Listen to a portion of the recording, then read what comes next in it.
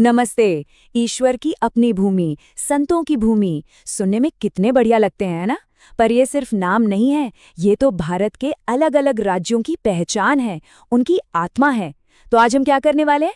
हम इन्हीं मजेदार उपनामों के पीछे की कहानियों में उतरेंगे। ये नाम हमें इतिहास, संस्कृति और उस जगह की पहचान के बारे में बहुत कुछ बताते हैं। तो चलिए साथ मिलकर ये दिलचस्प सफर शुरू करते हैं। अच्छा, कभी ये सोचा है कि किसी जगह का उपनाम मतलब उसका निकनेम हमें क्या बताता है? जब हम किसी जगह को एक खास नाम से बुलाते हैं तो हम असल में क्या कह रहे होते हैं? देखिए, एक उपनाम सिर्फ एक शब्द नहीं होता।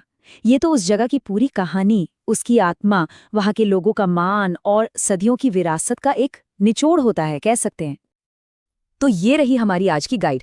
इसी लिस्ट के सहारे हम आगे बढ़ेंगे और चीजों को आसान और मजेदार बनाने के लिए हमने इन राज्यों को कुछ ग्रुप्स में बांट दिया है, ताकि उनके नामों के पीछे की कहानियों को और भी अच्छे से समझ सकें। तो तैयार हो जाइए, क्योंकि ये सच में काफी दिलचस्प होने वाला है। तो सबसे पहले बात करते हैं उन राज्यों की जिनकी पहचान, जिनकी जड़ें आस्था और आध्यात्मिकता से बहुत गहराई से जुड़ी हुई हैं। ये वो जगह हैं जिन्हें हम अक्सर देवों की भूमि या ईश्वर का घर मानते हैं। चलिए शुरुआत करते हैं दक्षिण भारत के एक बहुत ही खूबसूरत राज्य से। कोई अंदाजा है कि केरल को किस मशहूर नाम से जाना जाता है? जी हाँ, गॉड्स ओन कंट्री यानी ईश्वर की अपनी भूमि। इसके पीछे एक कहानी है। कहते हैं कि भगवान परशुराम ने इसे अपने फरसे से समुद्र से निकालकर बनाया था। और सच भी है। ये नाम वहाँ की बेमिसाल खूबसूरती, शांत बैक वाटर्स और चारों तरफ की हरियाली को एकदम सही बयां करता है। मतलब सचमुच ऐसा लगता है जैसे धरती पर स्वर्ग का कोई टुकड़ा हो। अच्छा, अब दक्षिण से सीधा पहाड़ों की ओर चलते हैं। हिमालय की गोद में बसा एक खूबसूरत राज्य, हिमाचल प्रदेश। इसका उपनाम क्या हो सकता है? इसे कहते हैं देवभूमि, मतलब देवों की भूमि। और ये नाम बिल्कुल सही बैठता है। वहाँ की ऊंची ऊंची बर्फीली चोटियां, शांत घाटियां एक अलग ही डिवाइन फील देती हैं। ऐसा माना जाता है कि यहाँ देवता वास करते हैं। अपनी आस्था वाली यात्रा में थोड़ा और आगे बढ़ते हैं और अब रुख करते हैं महाराष्ट्र का। सोचिए, यहाँ की आध्यात्मिक पहचान किस चीज से जुड़ी है? महाराष्ट्र को जाना जाता है संतों की भूमि के नाम से।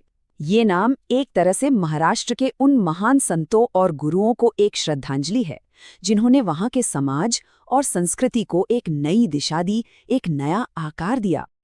तो ये तो हुई आस्था और देवों की भूमि की बात। अब आगे बढ़ते हैं अपने दूसरे ग्रुप की तरफ, और ये है वो राज्य जो अपनी शानदार संस्कृति, कला और ज्ञान की पुरानी विरासत के लिए जाने जाते हैं। इस लिस्ट में सबसे पहले बात करते हैं पश्चिम बंगाल की। इसको एक बहुत ही सटीक और खास नाम दिया गया है। क्या है वो? इसे कहते हैं संस्कृति की भूमि। और ये नाम इसकी पहचान को पूरी तरह से सही ठहराता है। कला हो, साहित्य हो, संगीत हो या फिर गहरी सोच विचार वाली बातें, बंगाल हमेशा से इन सब का केंद्र रहा है। आखिर रविंद्रनाथ टैगोर जैसे महान विचारक यहीं से तो थे। चलिए एक बार फिर दक्षिण भारत की ओर चलते हैं। हमारा अगला पड़ाव है तमिलनाडु। इसकी सबसे खास पहचान क्या है? इसे कहा जाता है मंदिरों का राज्य। और ये नाम बिल्कुल परफेक्ट है। तमिलनाडु में आप कहीं भी जाएं, आपको बड़े बड़े और बहुत पुराने मंदिर जरूर दिखेंगे। ये मंदिर द्रविड़ वास्तुकला के शानदार नमूने हैं और पूरे राज्य की शान है। अब बात करते हैं एक ऐसे राज्य की जिसका इतिहास, ज्ञान और पढ़ाई लिखाई से बहुत गहराई से जुड़ा हुआ है। जी, हम बात कर रहे हैं बिहार की। इसका उपनाम क्या है? इसे कहते हैं ज्ञान की भूमि। और ये नाम नालंदा और विक्रमशिला जैसी महान प्राचीन यूनिवर्सिटीज की याद दिलाता है। सोचिए, एक जमाना था जब ये जगहें ज्ञान का इतना बड़ा केंद्र थीं कि दुनिया भर से लोग यहाँ पढ़ने आते थे। तो हमने आस्था और संस्कृति की बात कर ली। अब चलते हैं हमारे आखिरी ग्रुप की तरफ। इसमें वो राज्य हैं जिनकी पहचान जमीन से निकले खजानों यानी उनके प्राकृतिक संसाधनों और औद्योगिक ताकत से है। तो चलिए इस लिस्ट में शुरुआत करते हैं भारत के एक बड़े इकोनॉमिक पावर हाउस से। गुजरात को किस नाम से जाना जाता है? उद्योगों का राज्य। ये नाम गुजरात के लोगों के व्यापारिक मिजाज और उनकी मेहनत को दिखाता है। आज ये राज्य इंडस्ट्री और मैन्युफैक्चरिंग का एक बहुत बड़ा हब है। हमारा अगला राज्य एक बहुत ही कीमती धातु के लिए जाना जाता है, जो भारत की शान है। क्या कोई अंदाजा लगा सकता है कि कर्नाटक का ये सुनहरा उपनाम क्या हो सकता है? इसे कहते हैं सोने की भूमि या गोल्डन लैंड। ये नाम सीधा सीधा राज्य के मशहूर सोने की खदानों से जुड़ा है। इन खदानों ने भारत के सोने के भंडार में बहुत बड़ा योगदान दिया है।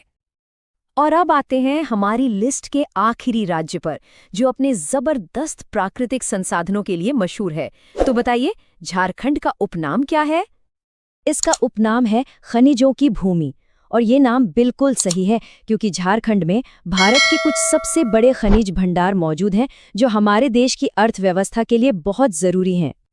तो देखा हमने कैसे ये उपनाम सिर्फ नाम नहीं है, बल्कि ये अपने अंदर आस्था, संस्कृति और जमीन से जुड़े खजानों की कितनी गहरी कहानियां समेटे हुए हैं। ये असल में हर राज्य की अपनी एक पहचान है। तो अब जाते जाते एक सवाल सबके लिए, जरा सोचिए, अगर अपने शहर या अपने इलाके को कोई उपनाम देना हो तो वो क्या होगा और क्यों होगा? इसके पीछे की कहानी क्या होगी? इस पर सोचिएगा जरूर।